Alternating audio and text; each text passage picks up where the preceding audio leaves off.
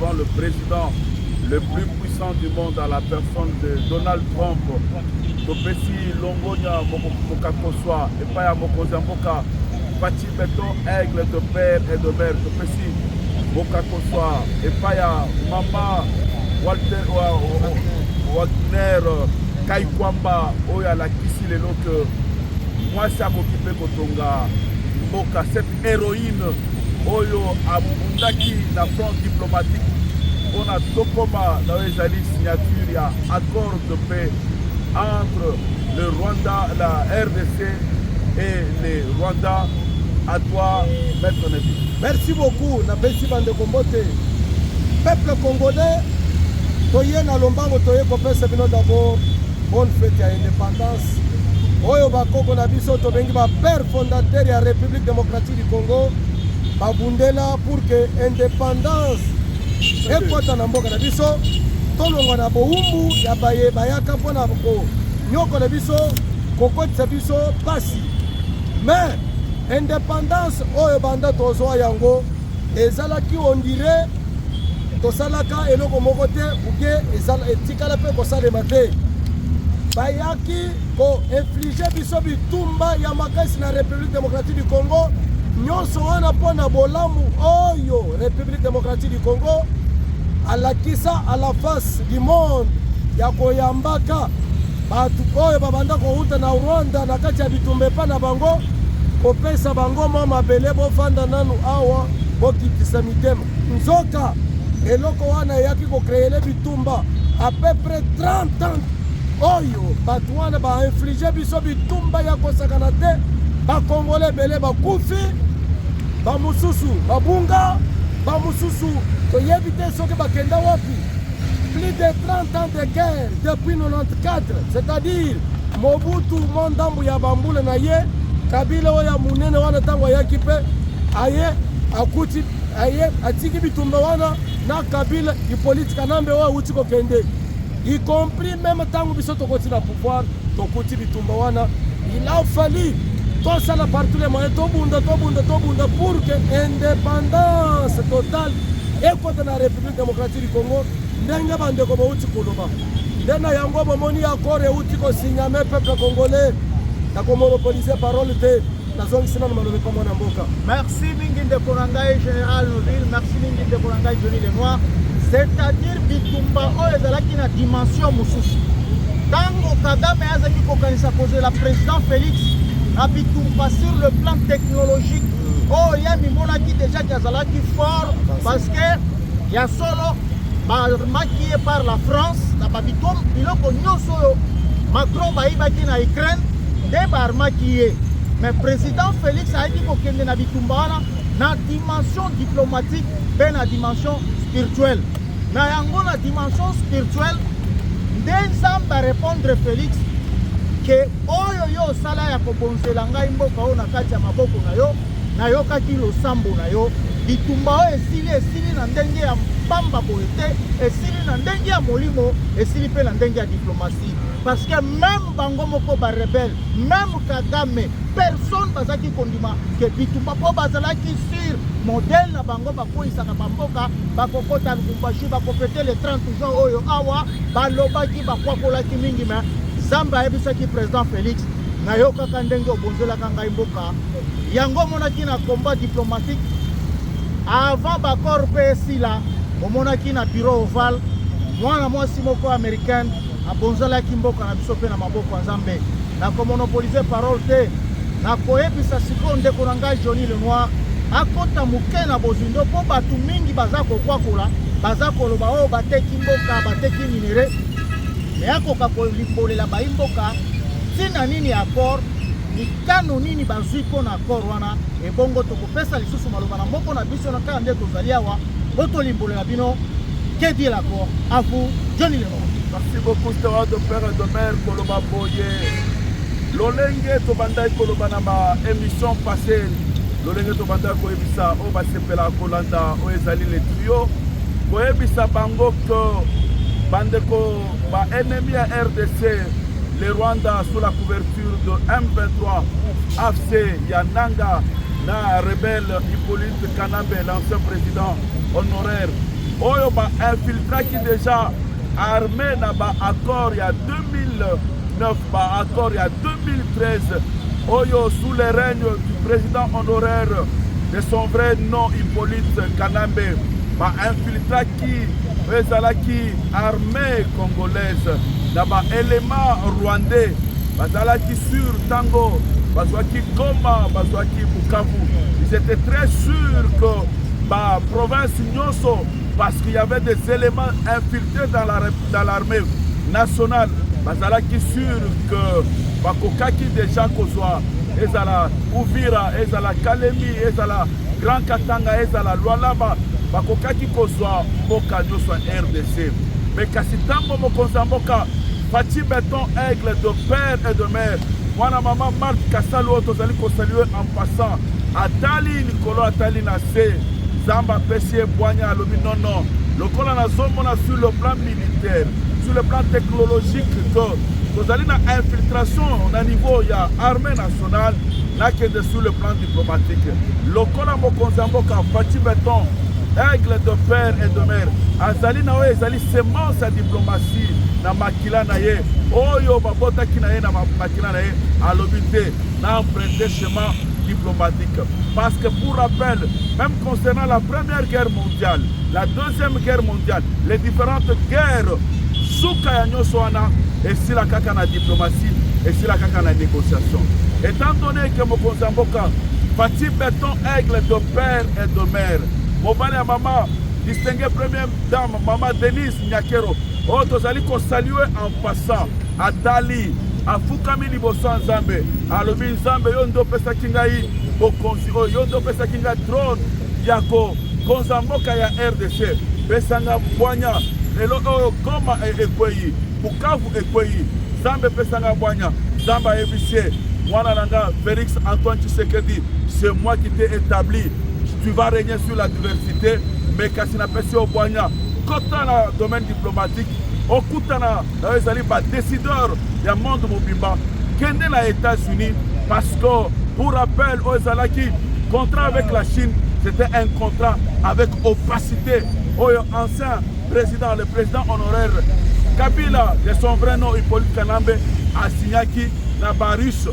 bongo wana contrat wana du siècle ezalaki contrat oyo et bénéficiaki oyo ezalaki carré ya ancien président honoraire à la personne Kabila de son vrai nom Hippolyte Kanambe.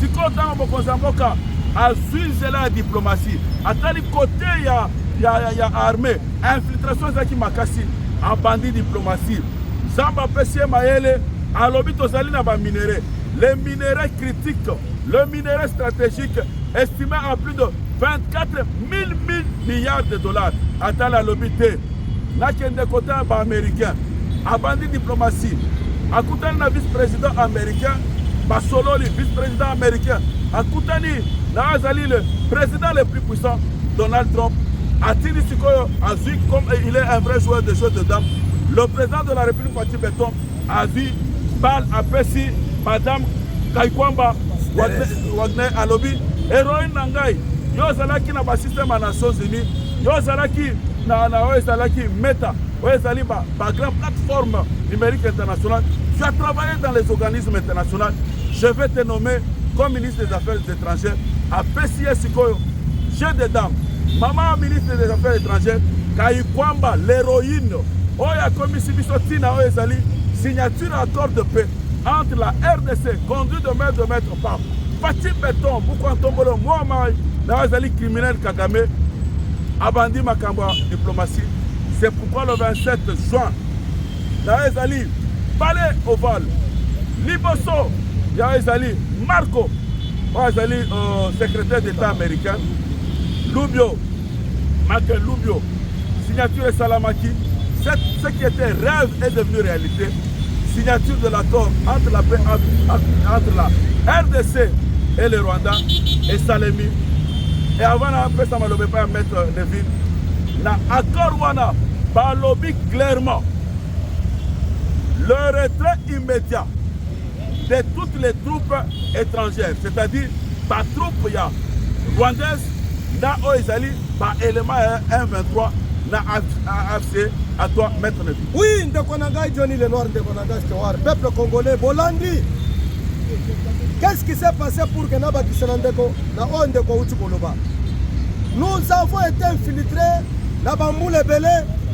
Il a fallu l'avènement de Félix Antoine Tshisekedi Tshilombo Fati Beton pour que toi éradiquer l'événement, phénomène qui pouvait s'attendre que le loyo République démocratique du Congo est arrivé dans son indépendance totale.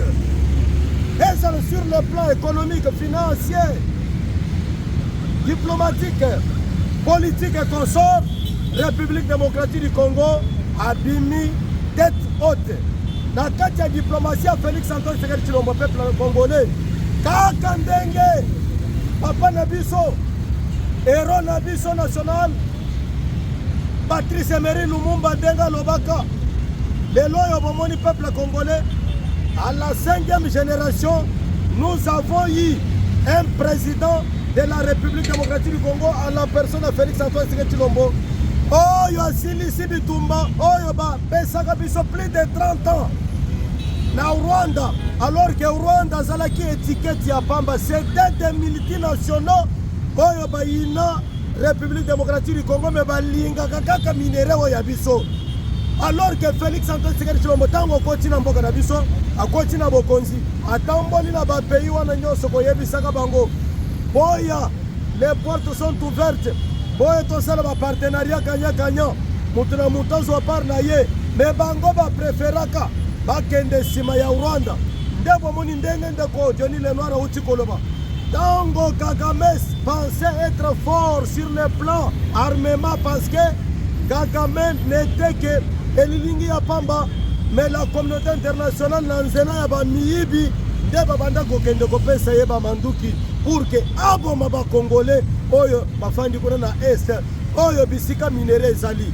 Il a fallu sikoyo Félix Antoine Tshisekedi Tshilombo aya atali likola atala na samonike soki tokei na nzela ya bitumba Kagame basi bapesi manduki ebele pour que aboma parce que ya aboma kazotala te. Mais biso toza na compassion envers nos peuples congolais. Ndebo moni Félix Antoine Tshisekedi Tshilombo akoti na nzela ya diplomatie amatia kiti lelo oyo bamususu babanda koloba ke oyo président ya lolenge nini kotambolaka kaka ndenge abanda koloba ke kotambola na ngai oyo ekopesa baresultat kala mingi te. Bomoni sikoyo kotambola ya tata mokonzi ekei kobouge Maison Blanche. C'est toute la première fois, c'est pour la première fois il y a comme un président africain akende ba signer accord de paix pour na mboka na ye na Maison Blanche devant président. Il y a grande puissance oto bengi Donald Trump. Peuple congolais batata ba maman ezanin bitumba oyo ebomi batebele biso tokoka kokende kaka na schéma wana ya koboma bato te. Nde bomoni chef de l'état Félix Antoine Tshisekedi Tshilombo tokei na nzela ya diplomatie tolongi basigné accord kaka ndenge tolobi na accord namoni baennemi mosusu ya mboka bazoloba ke tomoni place moko te oyo balobi mpo na retrait ntango bazoloba désengagement ya batroupe, c'est-à-dire batroupe nyonso batia bibundela bango na se bazonge pa na bango ntango bazoloba désengagement, c'est-à-dire bato oyo babanda konyokola population kuna batika bisalela mwanza bazonga nazongisima lepongo na mboka. Merci beaucoup Maître Nevi. Nalingi na bakisa mwa muke na cha mungwa koloba na désengagement ezali ko englober ba terme ebele. Dans le désengagement il y a le retrait immédiat des troupes étrangères contraires aux troupes nationales, à la troupe Otobengi armée congolaise. C'est-à-dire dans le désengagement, l'élément retrait, parce que oyo ezali banguna na biso, oyo bazali balie ya Rwanda, tozali kosite M23 et AFC oyo ezali ya Nanga, Pantin Nanga, na oyo ezali ancien président honoré aujourd'hui, rebelle Hippolyte Kanambe, bango balingaki ba troubler le peuple congolais, kolobake Dans le désengagement, il n'y a pas le retrait. Mais je vais vous dire que le terme désengagement, il est globalisant, global, total global. Mais Kassinakati, il y a total global, désengagement, et Zali na retrait, il y a pas troupe. Dolingaki, tout le bas, tout sa précision, Komba Kisali Susuke, c'est pour la première fois, la diplomatie, dans le domaine de la guerre, dans le domaine de la guerre économique. Moutou, président de la République, a utilisé ministre des Affaires étrangères, Kakana Bik, Kakana Papier, Kakana Mayele, Basili Sao Ezalaki Bitumba. Les lots sur le plan diplomatique, le président rwandais, le criminel, le sanguinaire, Paul Kagame, a zali isolé sur le plan diplomatique. Kobaki Sakoye Bisabino Lelo Boye, Kolobako, Oezali accord et signé accord de paix entre la RDC et le Rwanda. Ce n'est pas l'accord sur le minerai critique. Accord sur le minerai critique, accord économique, entre le minerai critique, le minerai stratégique, cité local cobalt, cuivre, lithium, local manganèse, local terre rare, castérite, bischlore, minerai nyonso accord nalo signé en côté. Oyo bauti ko signé, c'est l'accord de paix. À ne pas confondre avec l'accord stratégique économique sur le minerai. Oyo zali ko benga minerai critique. Oyo euti ko signé le 27 juin oyo kotikala na ba anal ya RDC, na ba anal ya États-Unis, na ba anal ya Nations Unies. La résolution 2773 est accord de paix. Mais quasi accord proprement dit économique, États-Unis a disponibilisé plus de 500 milliards de dollars et accord Moussousou. Koyebi Sapé, qu'on féliciter Mokonzamboka pour la sagesse divine en tant que président de la République. Oye Memi Biso Lelo Oyo, Bande Konabiso RDC, il y a Est. Progressivement, par troupes rwandaises, par retiré. Et le président Donald Trump a été clair en tant que le président le plus puissant du monde. Oya Kokende à l'encontre, il y a accord Oyo, par sanction, et puis les États-Unis vont intervenir. Pour la consulter comme ça, les Gorangas de père et de mère, pour informer Bande Korabiso, en Balandaka les trio, qui est déjà par parachutiste américain.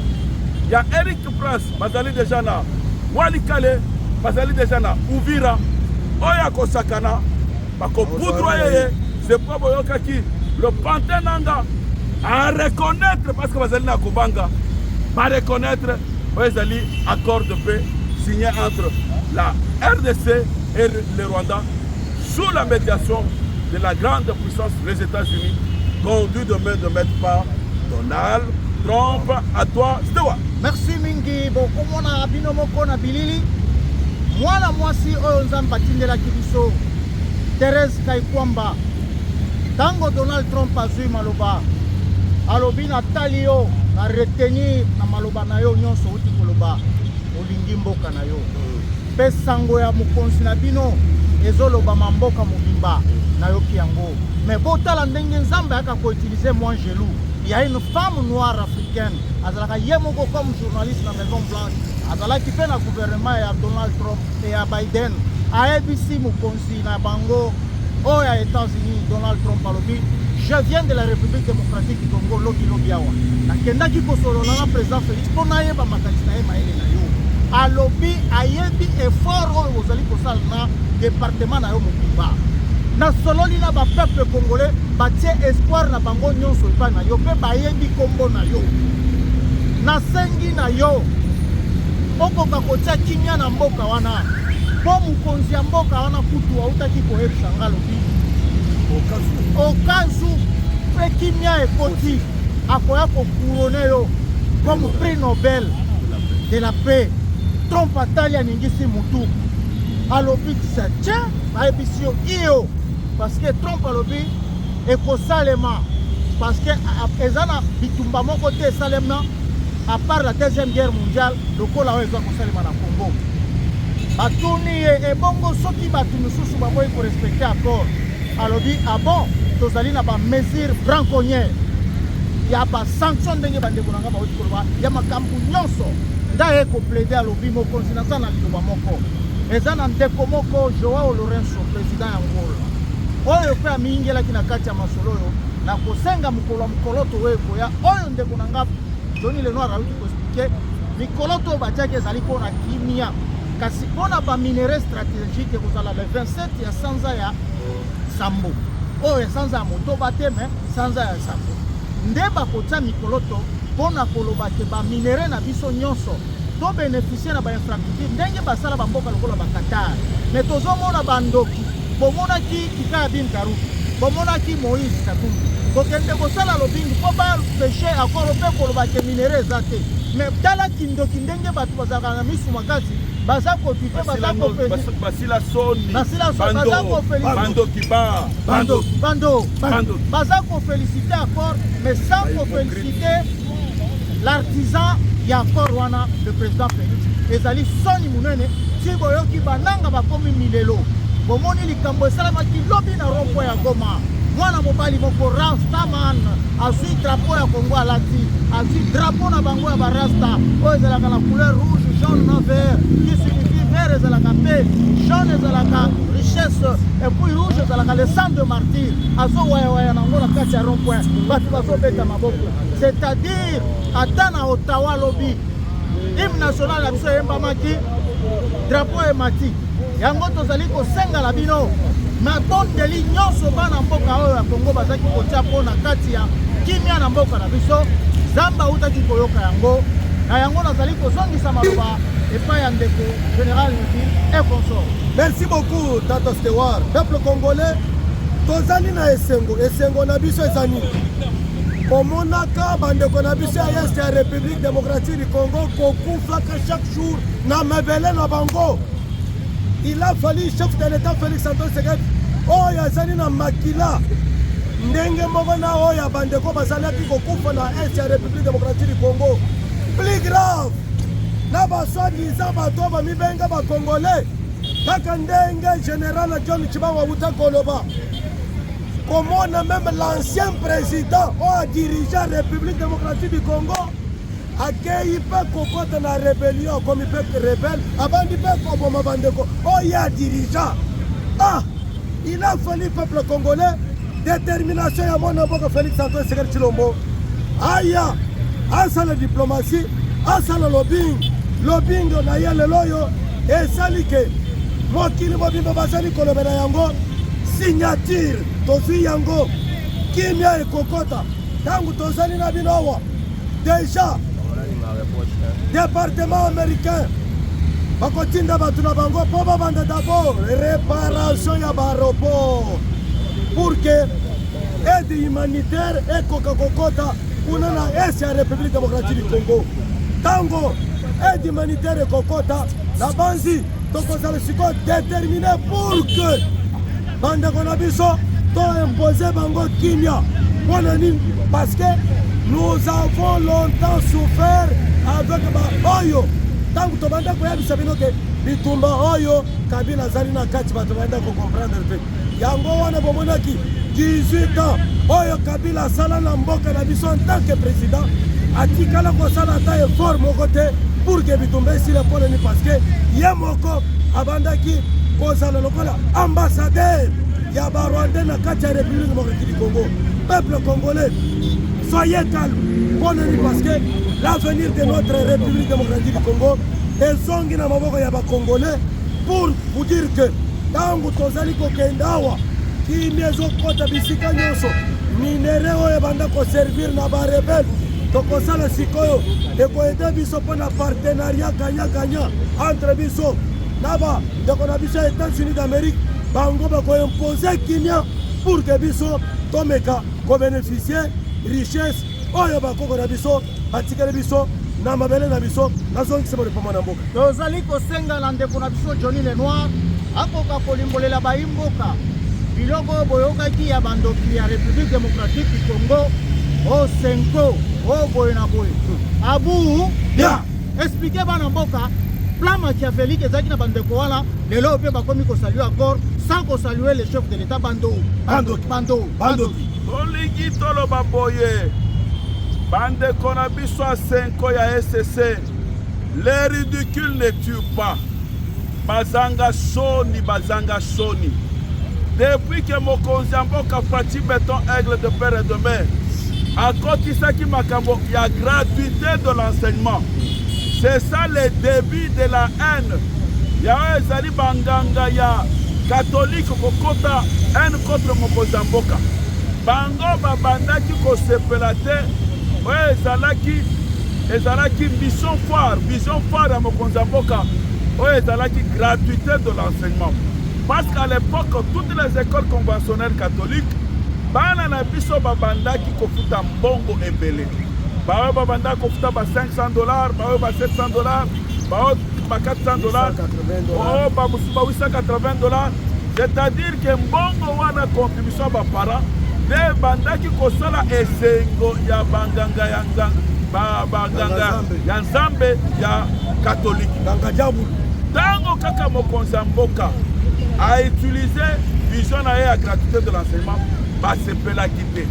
C'est pourquoi bomona ki banganga ya nzambe ya oya catholique na SSC bakenda ki ko sala tourner baké basuti na mbongo ya criminel Kagame pour baketi et pas ya Macron pour na commenter plan diabolique contre Oezali mokonzi ya mboka Faci Beton Aigle de père et de mère. Mais tango bakotuna bango Monsieur Abbé Chole, Monsieur Chole, Monseigneur Chole, Awangani. Dernièrement, mokonzi ya mboka Faci Beton Aigle de père et de mère, ayambaki bango, ayebisi bango boye. Alobi ko akoki ko dialogue te ni na Kabila, ni na Nanga, et puis na dialogue wana, Monseigneur Chole azalate, Mouteba azalate, Ambongo azalate, va travailler en connivence avec le conseil spécial en matière de la sécurité, le professeur Eberand Otozali ko saluer en passant, va travailler pour la confession religieuse. C'est pourquoi mon conseil Faci Beton Aigle de père et de mère, après avoir reçu Oezali ba membre ya 5 ans à SSC, mon conseil Faci Beton Aigle de père et de mère, ayambaki ba confession religieuse. Il faudrait pas travailler en symbiose. Oezali conseil spécial en matière de sécurité à la personne du professeur Eberand va travailler pour la SSC afin que Babimisa Oezali matière à traiter si dialogue il y aura.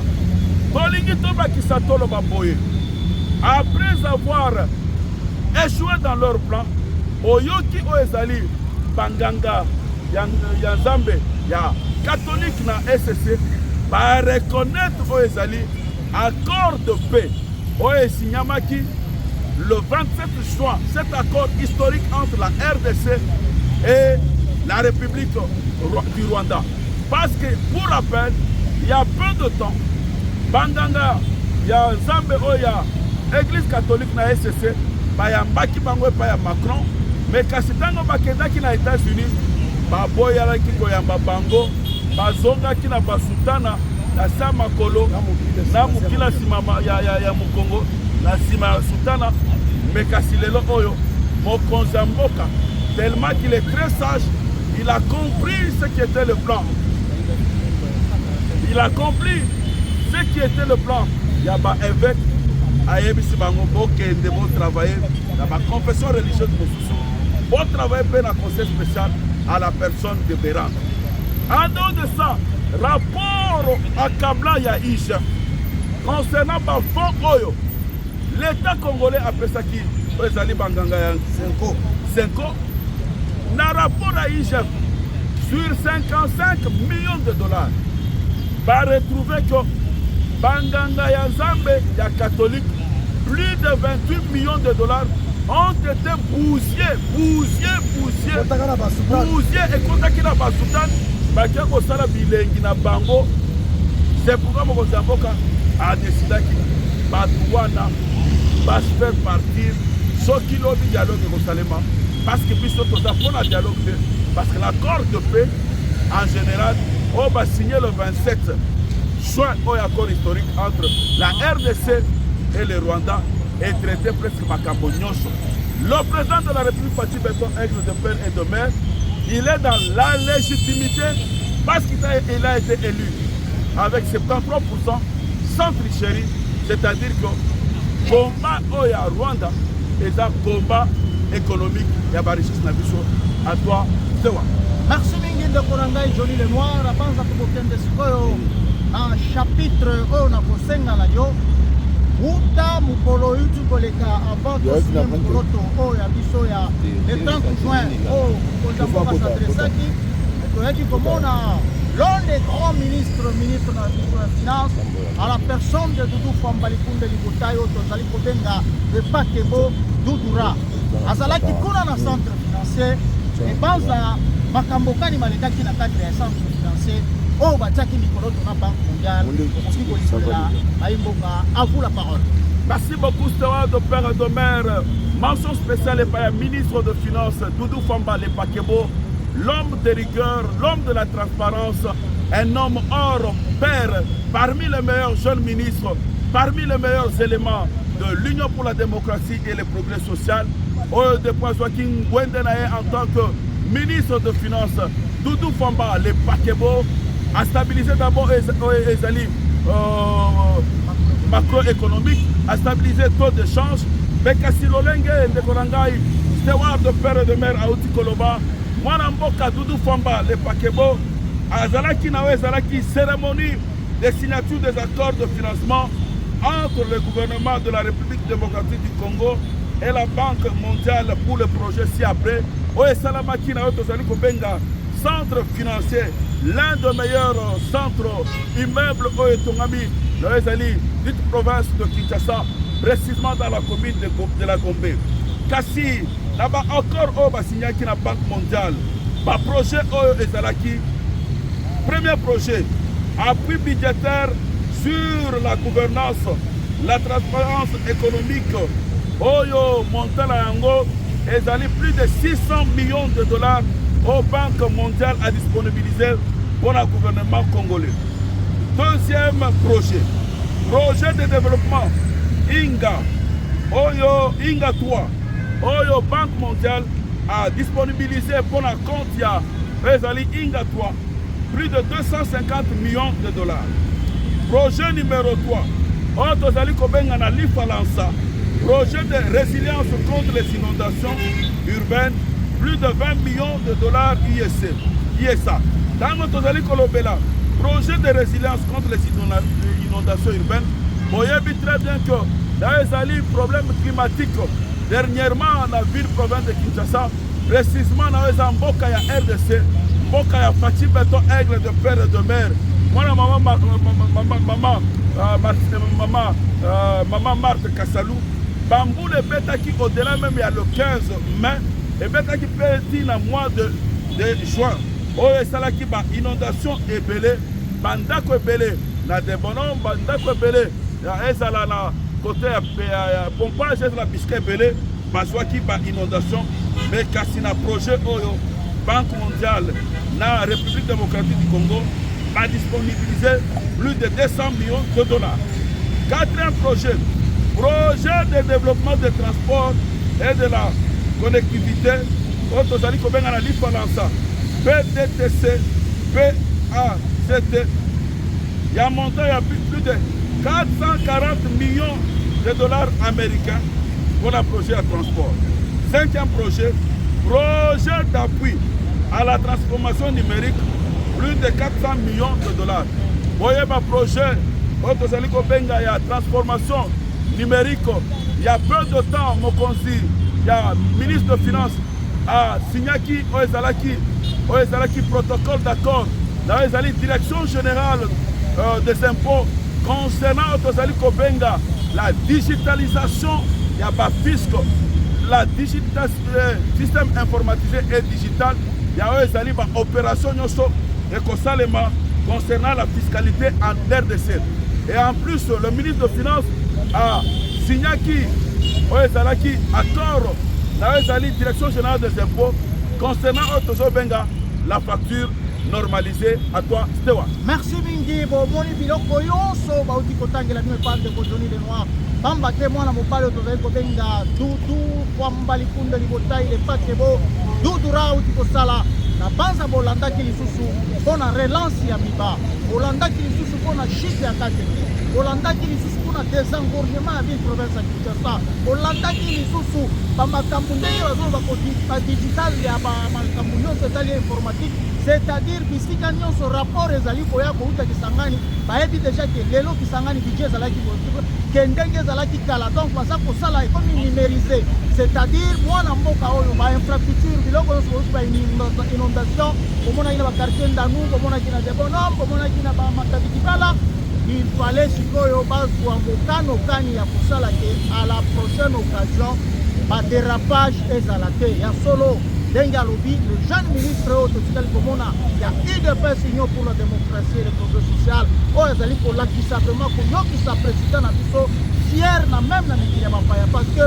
bao bazali kosenga ye na banque mondiale aza kokende même au-delà na yango nakomonopolise parole te nazozongisa nano ndeko na ngai général Neville Consort akoka mpe koyebisa baimboka oyo etali likunde limontai epake bo peuple congolais toyaka toyebisaka bino epuis ntango toyebisaka bino coup de chapeau na baye oyo balandaka biso oyo bamonaka mpe ke oyo makambo tolobaka ezali bosolo. Toutaki la crise moko ya kosakana te en terme ya montée en puissance ya dollar en République démocratique du Congo à tel point que le président Félix Antoine Tshisekedi Tshilombo bisika nyonso abandaka kokende bobandaka kobelela dollar ekita mais banda dollar ekita totikala mpe koyoka te bozoganga ke félicitation dollar ekiti ezali effort ya mokonzi ya mboka Félix Antoine Tshisekedi Tshilombo atali likolo atali na se lokola azaka mutu moko atondisami na bwanya ya bonzambe ake kozwela biso mwana mobali oyo tobengi likunde libotai Tutu Famba aye tobandi d'abord kotravailler à l'interne en République démocratique du Congo par nos propres efforts, nos propres forces, à tel point que effort nabiso force nabiso et boti d'abord stabilité macroéconomique et boti le stabilité ya taux d'échange en République démocratique du Congo. Le loyo Banque mondiale oyo apesaka pamba te oyo apesaka confiance na ye pamba te atali amoni ke non République démocratique du Congo azali meilleur élève lokola azali meilleur élève na bakiseleye mpe mwa matapisi nde bomoni amoni atali ke Dudu Famba mutu botie azali ministre ya finance ya malamu. Lelo oyo Banque mondiale atie lususu maboko na bapoche na ye abimisi lususu mongo mpona baprojet nyonso wana mpona nini parce que Dudu Famba atie stabilité atie rigueur na gestion ya ministère des finances aboyi makambo ya kofuta bato en urgence et consort aboyi makambo ya kokata ndenge tobanda komona likolo uti koleka. Lelo oyo Banque mondiale aye sikoyo tellement ke akuti biso na nzela ya ministre oyo ya biso baprojet ezalaki na mesa entre autres il fallait bapesa mbongo mpona budget na biso efuluka se kofuluka bapesi akord na bango mbongo ezobima deja batali sikoyo mpona oyo etali Inga parce que Inga 3 doit impérativement entrer en fonction parce que bozomona bacourant ezali milelo na milelo bisika nyonso. Il fallait mwana mboka Dudu Famba anégocier na Banque mondiale ntango tozali koyebisa bino mbongo epesami bapapa bamama ozala calme tozo stabiliser courant na bato courant bisika nyonso inondation euti kosalema mbongo epesamaki bapesi mbongo peuple congolais tozali koyebisa bino baprojet nyonso teleke ndeko stewara uti mpe koenumere yango. Il fallait totale likambo ya bashit katenge il fallait totale likambo ya babisika nyonso ezala zongo ezala biloko oyo banda kosala bora nof profonde il faut biso nyonso République démocratique du Congo tozali na kati ya kolandela yango parce que lelo dans les jours à venir République démocratique du Congo akoleka Qatar akoleka bapays nyonso wana parce que Qatar na bapays mosusu bayaka kozwa bozwi na bango awa na République démocratique du Congo azongisa répondre na mboka. Merci mingi tokopesa maloba epai Johnny Lenoir na banza tolingi toshite toloba boye concernant le ministre de Finances Doudou Fomba le paquebo asali ba réforme ebele depuis qu'il a été nommé ministre de Finances, l'homme de rigueur, l'homme de réforme a été débloqué mbongo ebele ba otezo benga ba ressources internes concernant oezali réflexion ya banzela ya matete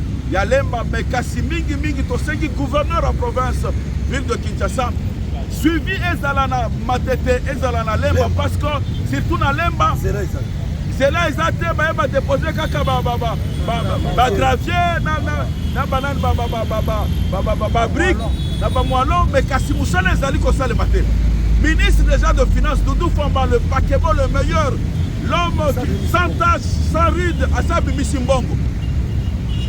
Gouverneur de la province, Daniel Bumba. Il faut que ça la suivi. Qu'on a la pungite aux affiches maison. Créer commission à suivi. Créer commission à suivi. Il y a suivi. Il y a suivi aux autres la pungite, mais gouverneur de province. Daniel Bumba. Commission de suivi. Tiens en place commission à suivi parce que ministre de Finances, Mbongo aussi est bimi pour la réflexion. Il y a Banzela, il y a Limete, il y a Matete, il y a Lemba. Lemba musala ezali kosala maté ezali kosala maté tokoya koyoka lisusu ke nono bongo obimisaki ministre de Finance basi bameli yango bameli baza ebele bato balingi mboka oyo baza ebele bangwalima oyo balingi mboka oyo te baza ebele oyo baza oninga kosunga président de la République oyo baza na vision président de la République ebele bamiyibi bazali gouverneur de la province de ville de Kinshasa Daniel Bumba, c'est la commission balandelaka misala ya Banzela. La muka la pungi. Daniel Bumba, la muka la pungi. Pour la consulter pour la ministre de Finances, félicitations ministre de Finances pour la musala ozali kosala. Vous êtes une fierté pour la République démocratique du Congo. Vous êtes une fierté pour la Ligue de jeunes élus des PES. Vous êtes une fierté pour le trio Tolobi.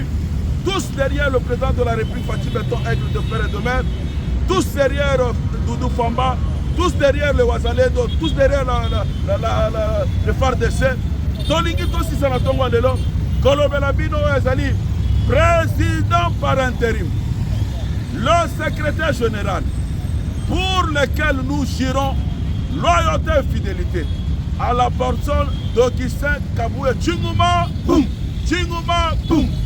Tomata, Tokita, Bissotolobi, Totikali constant envers fidélité envers le président de la République Fachi Beton, Aigle de Père et de Mère, fidélité, loyauté au secrétaire général Augustin Kabouya, président par intérim, honorable député, sénateur, Oyo, maman présidente, il y a Ligue de femmes, a invité mon colonel le 1er juillet, ouais, Zaliba maman Nyosoya. Il dépêche, il dépêche, il y a la fédération Nyonso, il y a la province de ville de Kinshasa. Bazala na permanence, la grande permanence. Il y a 11e rue, il y a Limité. Bon, allez belé à 14h parce que Bisso le trio à 14h. Donc, parce que Bisso, Tozali ko défendre Oezali. Credo ya Mokonzamboka, la masculinité positive. Ma maman y a eu des personnes qui la fédération Bagnoso. Bino Nyoso boya ebele 14h. Nao ezali Kobengi permanence à 11e rue.